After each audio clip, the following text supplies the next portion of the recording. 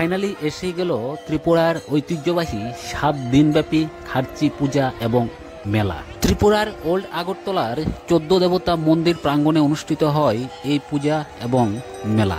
এই খার্চি পূজা এবং মেলা ত্রিপুরার মধ্যে সবথেকে বড় একটা উৎসব, যা 7 দিন ধরে চলে। জাতি ধর্ম বর্ণ নির্বিশেষে সকল অংশের মানুষ কিন্তু এই মেলা এবং পূজায় সামিল হয়। আজকে 3 জুলাই 2025, আজকে কিন্তু এই খার্চি পূজা এবং মেলার শুভারম্ভ হয়েছে। নেক্সট 7 দিন কিন্তু ওল্ড আগরতলার 14 দেবতা মন্দিরে এই পূজা এবং মেলা অনুষ্ঠিত হবে। তার আগের দিন মানে গতকালকে কিন্তু এখানে হয়েছে 14 দেবতা ঠাকুরের স্নান যাত্রা।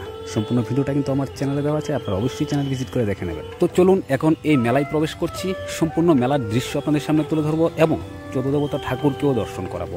সো ভিডিওটা প্রথম থেকে লাস্ট পর্যন্ত দেখবেন। ভিডিও ভালো লাগলে লাইক করবেন, ভিডিওটাকে বেশি বেশি পরিমাণে শেয়ার করে সকলকে দেখার সুযোগ করে দেবেন। তাছাড়াও আমাদের চ্যানেলে ত্রিপুরা ট্যুর গাইডের গুরুত্বপূর্ণ ভিডিও পাবেন, সাথে ভারতের বড় বড় হসপিটালের গাইড এবং ইনফরমেশন। চ্যানেল ভিজিট করে গুরুত্বপূর্ণ ভিডিও দেখবেন, পরবর্তী ভিডিও দেখার জন্য চ্যানেলটাকে সাবস্ক্রাইব করবেন। তো আমি আসার সময় যে ঘটনাটা ঘটেছিল, আমি জিরেনিয়া থেকে আসছিলাম, তো এখানে দেখলাম যে খয়েরপুর আসার আগে কিন্তু এখানে রাস্তায় প্রচণ্ড জ্যাম ছিল। হ্যাঁ, প্রচণ্ড ভিড় ছিল এখানে রাস্তায়। আমি বুঝতে পারছিলাম না যে আজকে প্রথম দিনে তো এরকমের জ্যাম হওয়ার কথা ছিল না, তবে কেন রাস্তায় এত জ্যাম। তো আমি কিন্তু অনেক কষ্টে অলিগলি হয়ে কিন্তু ফাইনালি কিন্তু আমি খয়েরপুর এবং ওল্ড আগরতলা আসতে পেরেছিলাম। তো সামনে এসে আমি যে জিনিসটা দেখলাম, আসলে এই যে ভিড়টা, এই যে গাড়ি এখানে ব্লক করানো হয়েছে, মানে দাঁড় করানো হয়েছে। ভিআইপিরা এখানে আসছিল, মিনিস্টাররা আসছিল। আজকে যেহেতু প্রথম দিন, তো এখানে উদ্বোধন হবে, উদ্বোধন অনুষ্ঠানের জন্যই কিন্তু এখানে গাড়িগুলোকে আটকানো হয়েছিল। তো আমিও চিপাচাপা হয়ে কিন্তু চলে এসেছি। এই যে দেখতে পাচ্ছেন, এটা হলো খয়েরপুরের একটা গাড়ির শোরুম। তো গাড়ির শোরুমটা দেখে একটা কথাই মনে পড়ছে, স্বপ্ন বড় হতে হবে এবং আপনি যদি বাইক চালান, নেক্সটে কিন্তু গাড়ি কেনার ক্ষমতা রাখতে হবে। ফাইনালি আমি চলে এসেছি খয়েরপুরে। এখানে কিন্তু ওল্ড আগরতলা যাওয়ার রাস্তা, এবং ওল্ড আগরতলাতে হলো 14 দেবতা মন্দির। এখানে আমাদের পুলিশ ভাইরা কিন্তু রাস্তায় ডিউটি করছে। অসংখ্য ধন্যবাদ পুলিশ ভাইদেরকে এবং ভলেন্টিয়ারদেরকে, যারা এই মেলাটাকে সুন্দরভাবে এবং দর্শকদেরকে সেফটি দিচ্ছে, তার জন্য প্রশাসনকে অনেক অনেক ধন্যবাদ। তো এখানে একটা গুড নিউজ, খার্চি পুজো উপলক্ষে কিন্তু ইন্ডিয়ান রেলওয়ে স্পেশাল একটা ট্রেন চালাচ্ছে আগরতলা টু ধর্মনগর এবং ধর্মনগর টু আগরতলা। আগরতলা থেকে ছাড়বে সকাল 5টা 25 মিনিট এবং ধর্মনগর থেকে সকাল 9টা 30 মিনিটে আগরতলার উদ্দেশ্যে ছাড়বে। আমি এখানে ছবিটা লাগিয়ে দিয়েছি, আপনারা দেখে নেবেন। তো আমি যেহেতু খয়েরপুর চলে এসেছি, তো আমি কিন্তু বাইক বা গাড়ি নিয়ে কিন্তু ওল্ড আগরতলা 14 দেবতা মন্দিরে যেতে পারবো না, কারণ রাস্তায় প্রচণ্ড জ্যাম, মানুষই ঠিকভাবে হাঁটতে পারে না। তো আমি কিভাবে বাইক নিয়ে যাব বা দর্শনার্থীরা বাইক নিয়ে কিভাবে যাবে। তো আমি এখানে রাস্তার পাশে কিন্তু অনেক পার্কিংয়ের ব্যবস্থা আছে, প্রাইভেট পার্কিং। তো আমি এখানে আমার বাইকটাকে পার্কিং করে নিলাম। বাইকের জন্য 30 টাকা। হ্যাঁ, এই যে দেখতে পাচ্ছেন অনেক পার্কিং আছে। আর গাড়ির জন্য হয়তো বা এখানে 50 টাকা বা 100 টাকা লাগতে পারে। বাইকের জন্য 30 টাকা আমি রেখেছি, তাই আমি জানি। তো গাড়ির জন্য কত এটা কিন্তু আমি জানি না। তো এখানে দেখতে পাচ্ছেন রাস্তার দুধারে অনেক পুলিশ আছে কিন্তু সেফটির জন্য, এবং ভলেন্টিয়াররাও কিন্তু আছে। তো দর্শনার্থীরা কিন্তু সকালবেলায় 14 দেবতা মন্দিরে যাচ্ছে দর্শনের জন্য এবং ভোগের জন্য। হ্যাঁ, মেলা কিন্তু বিকেলের পর সন্ধ্যা রাত 12টা 1টা পর্যন্ত মেলা জমবে। হ্যাঁ, প্রচুর লোক হয় কিন্তু মেলাতে রাতের বেলায়, বিশেষ করে রাতের বেলায় লোক হয়। দিনের বেলায় কিন্তু 14 দেবতা ঠাকুরকে দেখার জন্য এবং ভোগ লাগানোর জন্য যায় দর্শনার্থীরা। রাতের বেলায় যাবে মানুষ আনন্দ ফুর্তি করার জন্য, মেলা উপভোগ করার জন্য। তো আমি এই মুহূর্তে কিন্তু মেলার ভিতরে চলে এসেছি। এখানে দেখতে পাচ্ছেন 14 দেবতা মন্দিরটা দেখা যাচ্ছে। এখানে খুব সুন্দর অনেক খেলনার জিনিস উঠেছে, যা নাকি খুবই ভালো লাগছে। ফাইনালি আমি এখানে মন্দিরের খুব কাছে চলে এসেছি।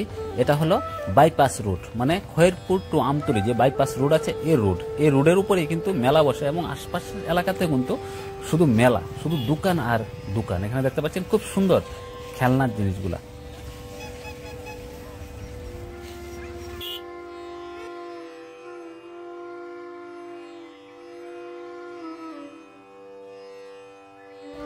তো চলুন সর্বপ্রথম আপনাদেরকে ওই রুটটাতে দেখাই কত পরিমাণে দোকান বসেছে। এই যে দেখতে পাচ্ছেন সব রকমের জিনিস কিন্তু আপনারা এখানে পাবেন।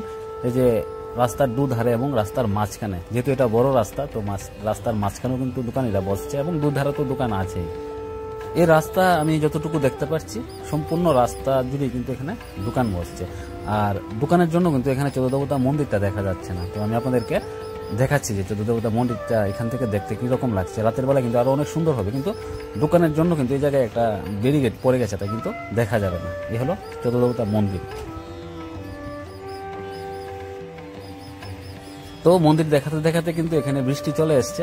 খার্চি পূজা এবং খার্চি মেলাটা এইরকমই, বৃষ্টি আসবেই। খার্চি পূজা এবং খার্চি মেলা মানেই হলো বৃষ্টি। এই বৃষ্টি আসবে, এই থেমে যাবে, দর্শনার্থীরা এদিকে সেদিকে চলে যাবে, আবার রাস্তা ভরে যাবে। কত রকমের দর্শনার্থীর আগমন, কত কত জায়গা থেকে যে এখানে ব্যবসায়ীরা আসে বিভিন্ন রকমের সরঞ্জাম নিয়ে। কি নেই এখানে, এই যে দেখতে পাচ্ছেন।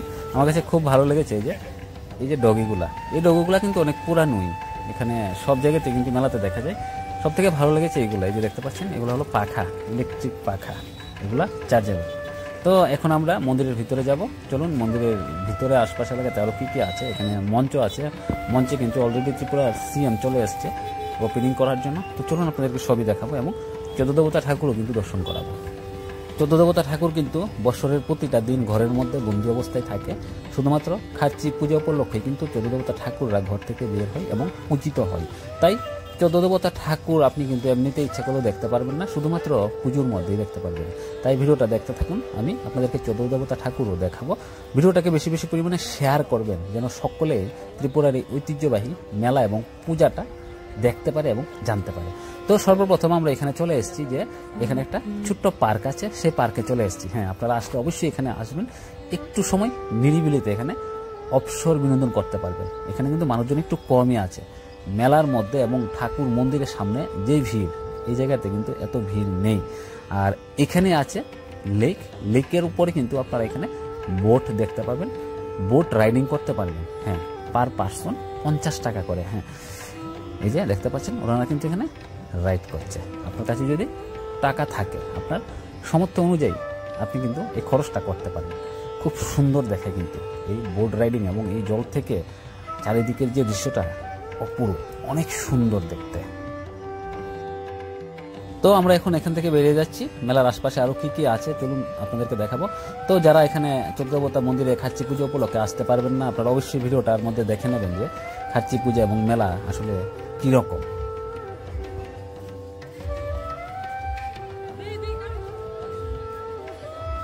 যেদিকে তাকাবেন ওইদিকে শুধু দোকান আর দোকান, বিভিন্ন রকমের দোকানি। আর মন্দিরের আশপাশে কিন্তু ম্যাক্সিমাম দোকানই হলো প্যারার দোকান, পূজার সামগ্রী। হ্যাঁ, দর্শনার্থীরা যেহেতু ভোগ চালাবে, তাই কিন্তু এখানে ভোগের সামগ্রী কিন্তু এখানে পাবেন আপনারা। এদিকটা দিয়ে কিন্তু আমরা মন্দিরে প্রবেশ করব।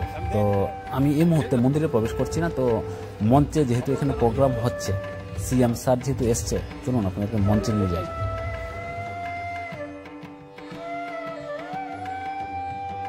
মন্দিরের ঠিক সামনের এই জায়গাতেও কিন্তু আনন্দ মেলার আয়োজন করা হয়েছে। দেখতে পাচ্ছেন এখানেও বিভিন্ন রকমের রাইডিংয়ের ব্যবস্থা আছে। নাগরদোলা বা নাগরজোলা এখানেও আছে। তো আপনারা এটাকে কি বলেন, নাগরদোলা নাকি নাগরজোলা, সেটা অবশ্যই কমেন্টস করে জানাবেন। আর আপনি কি এই খাড়া নাগরদোলায় কোনোদিন উঠেছেন, সেটাও কিন্তু জানাতে ভুলবেন না, ফিলিংসটা কীরকম ছিল। তো এখানে দেখতে পাচ্ছেন সুসজ্জিত অবস্থায় ছেলেমেয়েরা যাচ্ছে। এখানে প্রোগ্রাম যেহেতু হবে, নাচ গান সব রকমের প্রোগ্রামই হবে, ওনারাও হয়তো এখানে পারফর্ম করবে। খার্চি পূজা এবং মেলার 7 দিনই কিন্তু এই কৃষ্ণমালা মঞ্চে বিভিন্ন রকমের সাংস্কৃতিক অনুষ্ঠান হয়ে থাকে, নাচ গান, পুতুল খেলা, সব রকমের প্রোগ্রামই কিন্তু এখানে হয়ে থাকে। তো চলুন এখন আমরা কৃষ্ণমালা মঞ্চের দিকে যাই।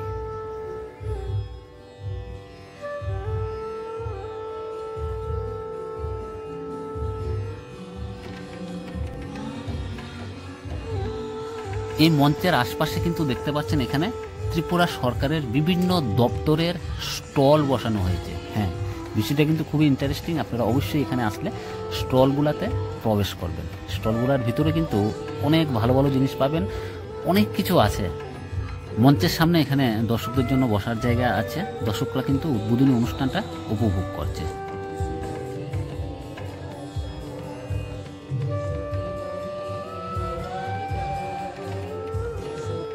দিনের বেলায় এই জায়গাটা এরকম দেখতে, রাতের বেলায় কিন্তু চারিদিকের আলোকসজ্জা, এই জায়গাটা অনেক সুন্দর হয়ে যাবে। আপনারা যদি খার্চি পূজা এবং মেলার রাতের দৃশ্যটা দেখতে চান, সেটা কিন্তু কমেন্টস করে জানাবেন, পরবর্তী ভিডিওতে আমি আপনাদেরকে দেখিয়ে দেব। এই দিকটাতে দেখতে পাচ্ছেন সব দোকান আর দোকান, আর এদিকেও কিন্তু এই যে মঞ্চের ওই দিকটাতেও কিন্তু এখানে কয়েকটা গভর্নমেন্ট স্টল আছে। খুব সুন্দর কিন্তু স্টলগুলোর মধ্যে কিন্তু অনেক কিছু আছে। আর তার পেছনে এখানে একটা গ্রাউন্ড আছে, এখানে হাভেলি মিউজিয়াম আছে এবং তার পেছনে আছে এখানে একটা স্টেজ এবং এখানে একটা সুইমিং পুলও আছে। যে দেখতে পাচ্ছেন এটা হলো ত্রিপুরা ট্যুরিজম ডিপার্টমেন্টের স্টল।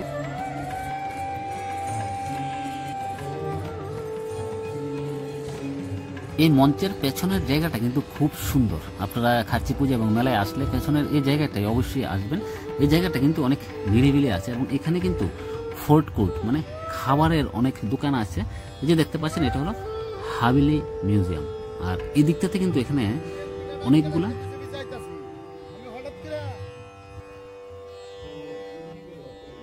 এখন সকাল দুপুরের পর এবং বিকেল এবং রাতের বেলায় কিন্তু সবগুলা স্টলেই দোকান থাকবে। আর এখানে খুব সুন্দর একটা জিনিস দেখলাম, অপারেশন সিন্দুর। প্রতি বছর কিন্তু খার্চি মেলাতে এই জায়গাটার মধ্যে কিন্তু কিছু না কিছু থাকে। এবার যেহেতু অপারেশন সিন্দুরটা কিছুদিন আগে হয়েছে, তাই কিন্তু এখানে অপারেশন সিন্দুর দেখানো হয়েছে। তাছাড়াও হাভেলি মিউজিয়াম এবং ফুড কোর্টের পেছনের জায়গাটা কিন্তু আরো সুন্দর। এখানে আছে সুইমিং পুল এবং এখানেও কিন্তু একটা মঞ্চ আছে। সন্ধ্যার সময় কিন্তু এই মঞ্চ বিভিন্ন রকমের সাংস্কৃতিক সন্ধ্যা হয়ে থাকে। হ্যাঁ, অর্কেস্ট্রারের মতো প্রোগ্রাম হয়ে থাকে। এই জায়গাটা খুবই সুন্দর, খুবই আকর্ষণীয়। খার্চি পূজা এবং মেলার সব থেকে সুন্দর নিরিবিলি একটা জায়গা হলো এই জায়গাটা। এই জায়গাটা কিন্তু অনেকে মিস করে। আপনি আসলে কিন্তু অবশ্যই এই জায়গাটাতে আসবেন এবং এখানেও কিন্তু বসার জায়গা আছে। এখানে বসে আপনারা সাংস্কৃতিক সন্ধ্যাটাকে উপভোগ করতে পারবেন। ওই যে দেখতে পাচ্ছেন এখানে চেয়ার দেওয়া আছে, এখানে বসার জায়গা এবং সামনেই হলো মঞ্চটা। ত্রিপুরার সুনামধন্য শিল্পীরা কিন্তু এখানে পারফর্ম করে।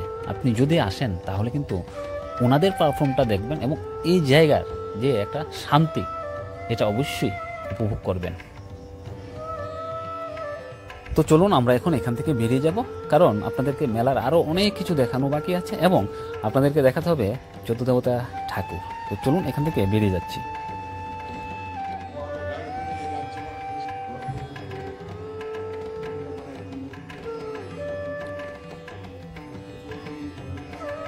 তো এ পর্যায়ে আমরা এখন 14 দেবতা মন্দিরে যাব। খার্চি মেলার ম্যাক্সিমাম জায়গায় কিন্তু আমি আপনাদেরকে দেখিয়ে ফেলেছি। এখন আপনাদেরকে দেখাবো 14 দেবতা ঠাকুর এবং 14 দেবতা মন্দিরের পাশে আছে বুড়িমায়ের মন্দির। বুড়িমাকেও দেখানোর চেষ্টা করব। চলুন, এই জায়গাটার মধ্যে কিন্তু একটু ভিড় আছে যেহেতু সকালবেলা।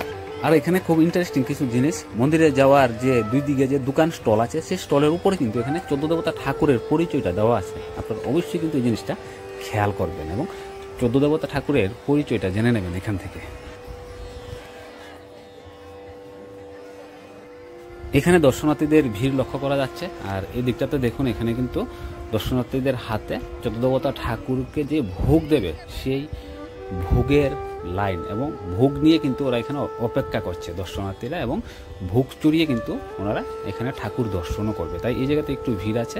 আর 14 দেবতা ঠাকুর যেহেতু বৎসরের এই 7টা দিনই বাইরে থাকে এবং সকলে 14 দেবতা ঠাকুরকে দেখতে পায়, তাই কিন্তু 14 দেবতা ঠাকুরকে দেখার জন্য দর্শনার্থীরা ভিড় করে। তো চলুন এখন মন্দিরের আশপাশ এলাকাটা দেখাবো এবং 14 দেবতা ঠাকুরকে আপনারা দর্শন করে নেবেন।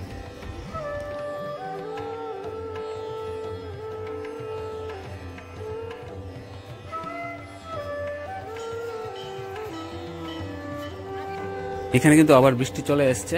আর এই জায়গাটাতে 14 দেবতা মন্দিরের ঠিক সামনে কিন্তু ভারতবর্ষের বিভিন্ন জায়গা থেকে আগত সাধু সামন্তরা কিন্তু এখানে বসেছে। দেখতে পাচ্ছেন দৃশ্যটা কিন্তু অপরূপ সুন্দর লাগছে।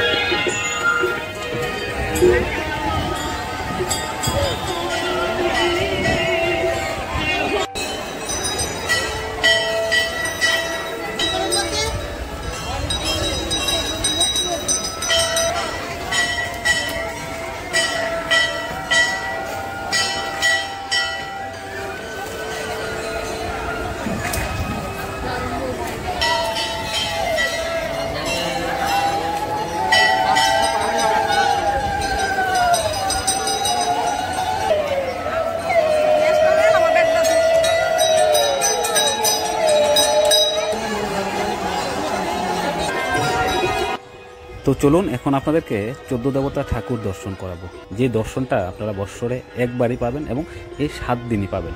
তো এখানে কিন্তু একটু লোক সমাগম আছে, সকলেই তো 14 দেবতা ঠাকুরকে দর্শন করতে চাইছে। তো চলুন একটু কষ্ট করে হলেও আপনাদেরকে 14 দেবতা ঠাকুর দর্শন করাবো, যেহেতু খার্চি পূজা মানে 14 দেবতা পূজা, তো 14 দেবতা ঠাকুরকে তো দেখতেই হবে।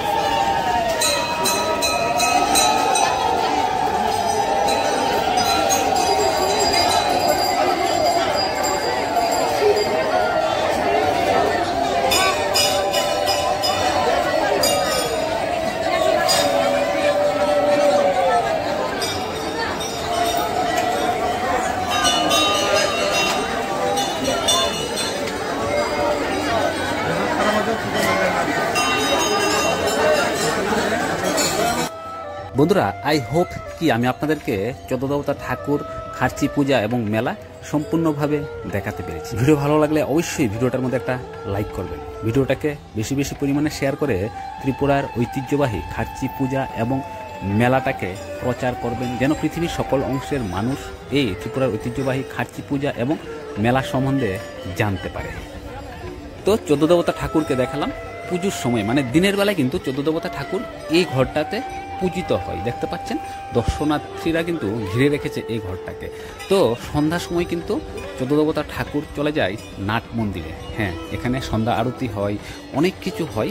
তবে দিনের বেলায় কিন্তু এখানে সামনে আপনারা 14 দেবতা ঠাকুরকে দেখতে পাবেন এবং রাতের বেলায় কিন্তু এখানটায় এই যে সামনে স্নান যাত্রার সময় যেখান থেকে 14 দেবতা ঠাকুরকে বার করা হয়েছিল ওইখানটায় কিন্তু রাতের বেলায় চলে যাবে 14 দেবতা ঠাকুর। এই যে দেখতে পাচ্ছেন এই ঘরটাই, এখন এখানে পর্দা লাগানো আছে, রাতের বেলায় কিন্তু এখানে পর্দাটা সরিয়ে রাখা হবে এবং রাতের বেলায় কিন্তু সন্ধ্যা আরতির পর নিদ্রা দেওয়া হবে।